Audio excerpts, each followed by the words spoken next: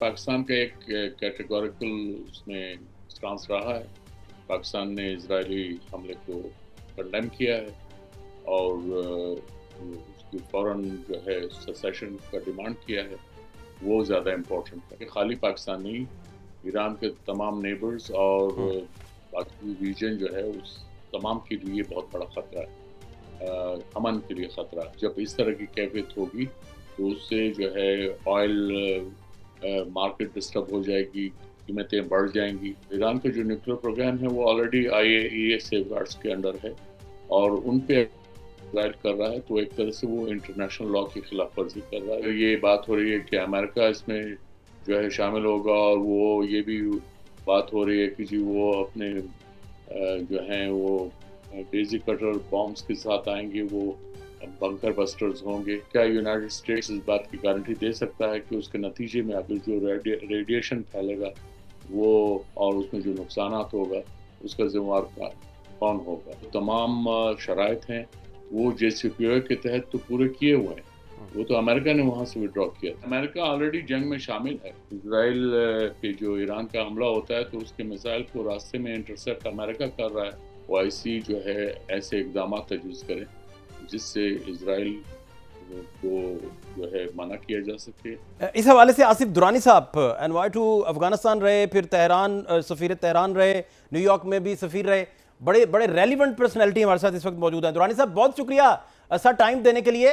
मैं आपसे जानना ये चाह रहा था कि स्टार्ट में तो सारे समझे थे कि जिस वक्त ईरान की टॉप अस्करी क़यादत जो है वो मारी गई, साइंसदान मारे गए, तो शायद यही लग रहा था कि हालात कुछ और हैं। लेकिन सरप्राइजिंग पूरी दुनिया, पूरी वर्ल्ड जो है वो सरप्राइज हुई जिस तरीके से ईरान ने कम बैक भी किया, फिर रिटेलिएट भी किया। फिर जितने भी तल अबीब से लोग लिख रहे हैं, लिखारी एडिटर्स वगैरह, वो कह रहे हैं कि यहाँ के अवाम तो सो नहीं पाए और वहाँ पैनिक बढ़ता जा रहा है, बंकर्स में उन्हें जाना पड़ता है और इस तरह के वहाँ मसाइल जो आहिस्ता आहिस्ता शिद्दत इख्तियार करते जा रहे हैं। सबसे पहले मैं जानना ये चाह रहा हूँ कि आपका टेक क्या है इस सारे मुद्दे पे, कहाँ जाता देख रहे हैं सारी सिचुएशन को? देखिए, वो जंग की सूरत हाल तो एग्जिस्ट करती है, उसमें कामयाबी और नाकामी जो है साथ साथ हैं। तो अभी इस वक्त ये बहुत ग्रेव सिचुएशन है और इसके लिए ज़रूरत इस बात की है कि सैनिटी शुड प्रिवेल और जितना जल्दी हो सके इन हॉस्टिलिटीज़ को ख़त्म किया जाए। जी। तो आप समझते हैं कि ये बात फिर मुज़ाकरत पे जाएगी, लेकिन ईरान का सबसे बड़ा जो पॉइंट ऑफ व्यू है वो कहते हैं कि सबसे पहले तो इसराइल हमले बंद करेगा तो फिर कोई मुज़ाकरात की बात हो सकेगी, कोई डिस्कशन हो सकेगी। इस दौरान हमारे फील्ड मार्शल साहब जो हैं वो भी मिले ट्रंप से, प्रेसिडेंट ट्रंप साहब से मिले हैं। तो इस मुद्दे को कहाँ देखते हैं? पाकिस्तान से अगर कहा गया है कि आप इसमें कोई रोल प्ले करें तो वो मुमकिन तौर पर क्या रोल हो सकता है? मैं ये मफरूज़ों पे तो मैं कुछ कमेंट नहीं कर सकता हूँ, क्योंकि आर्मी चीफ फील्ड मार्शल साहब ने जो ट्रंप से मुलाकात हुई है उसकी तफसीलात तो है नहीं, तो इसलिए इस पे कमेंट करना जो है वो मैं मुनासिब नहीं समझता हूँ। और दूसरा ये है कि पाकिस्तान का एक कैटेगोरिकल उसमें स्टांस रहा है। पाकिस्तान ने इजरायली हमले को कंडेम किया है और उसकी फ़ौरन जो है सेसेशन का डिमांड किया है। वो ज़्यादा इम्पोर्टेंट है। और दूसरा ये है कि खाली पाकिस्तान नहीं, ईरान के तमाम नेबर्स और बाकी रीजन जो है उस तमाम के लिए बहुत बड़ा ख़तरा है, अमन के लिए ख़तरा है। इसके अलावा इक़्तिसाद के लिए ख़तरा है। तमाम मुल्कों की जब इस तरह की कैफियत होगी तो उससे जो है ऑयल मार्केट डिस्टर्ब हो जाएगी, कीमतें बढ़ जाएंगी। तो हम ऑलरेडी जो है इकनॉमिक क्राइसिस से गुजर रहे हैं, तो ये हमारे लिए एक लम्हा फ़िक्र है और बाकी ममालिक के लिए भी ऐसे ही होना चाहिए, क्योंकि जंग जो है बहरहाल हर सूरत में डेथ और डिस्ट्रक्शन को दावत देती है। इसके अलावा इसमें कोई कंस्ट्रक्टिव बात नहीं होती। जी।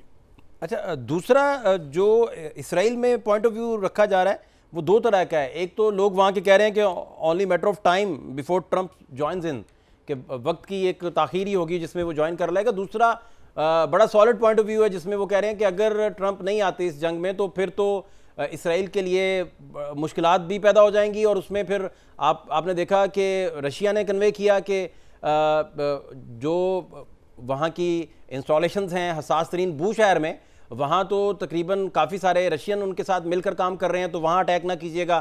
پھر چائنا نے بڑی امپورٹنٹ سٹیٹمنٹس دی ہیں.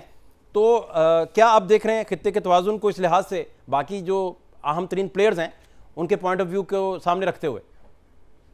انہوں نے تو اپنا اظہار کر دیا ہے، چائنا ہو رشیا ہو، انہوں نے بھی اس اسرائیلی ایگریشن کو کنڈیم کیا ہے، اور رشیا نے میڈیشن کی بھی آفر کی ہے.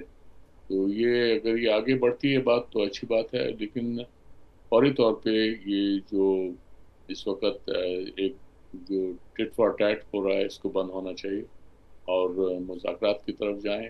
اور ایران کا جو نیوکلیر پروگرام ہے وہ آلریڈی IAEA سیف گارڈز کے انڈر ہے، اور ان پہ اسرائیل کر رہا ہے تو ایک طرح سے وہ انٹرنیشنل لاء کی خلاف ورزی کر رہا ہے. یہ بہت ضروری ہے کہ اس بات کو سمجھا جائے.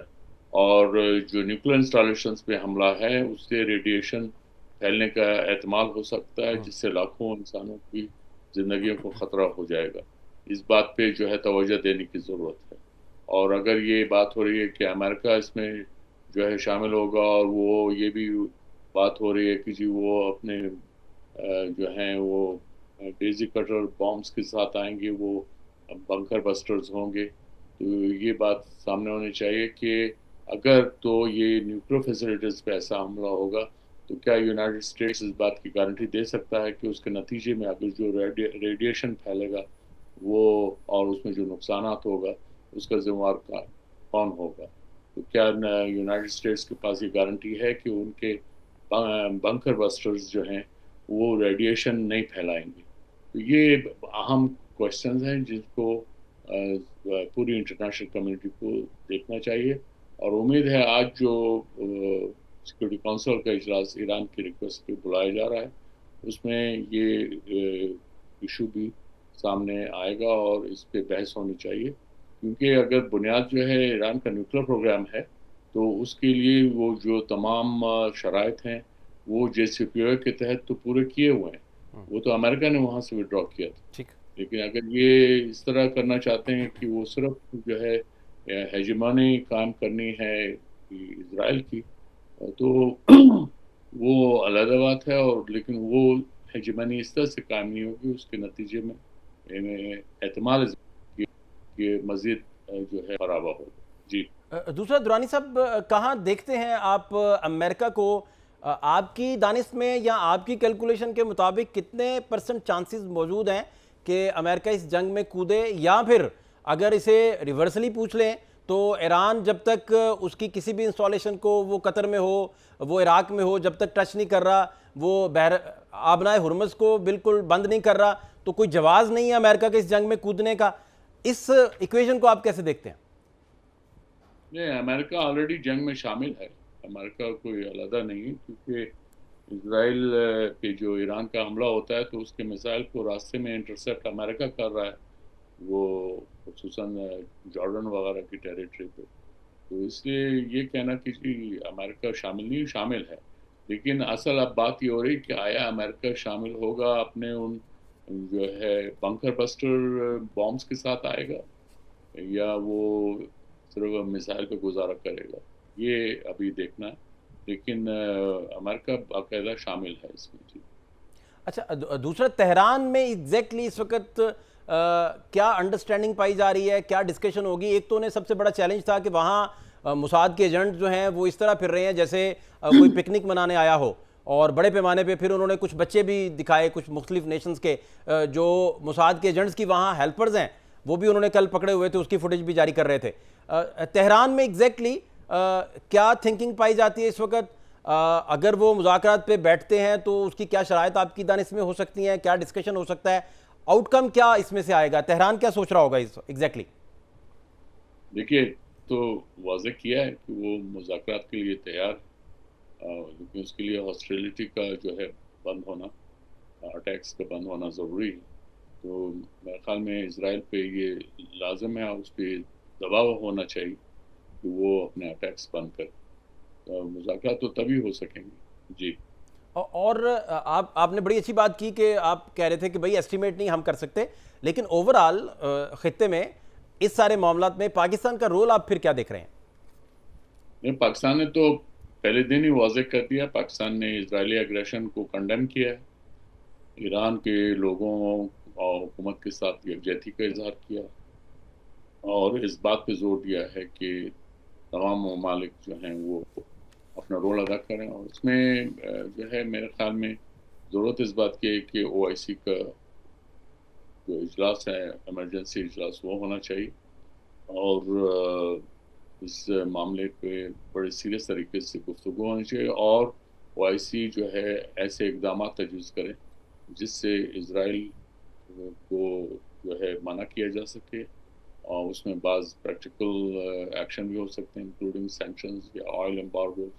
جو بھی ہو سکتا ہے وہ کریں، لیکن اس میں کیونکہ آج ایران ہے، کل کوئی اور ملک ہوگا، یہ اس طرح کی لبرٹی اگر اسرائیل کو دے دی گئی تو وہ پھر شتر بے مہار کی طرح ادھر ادھر پھرتا رہے گا۔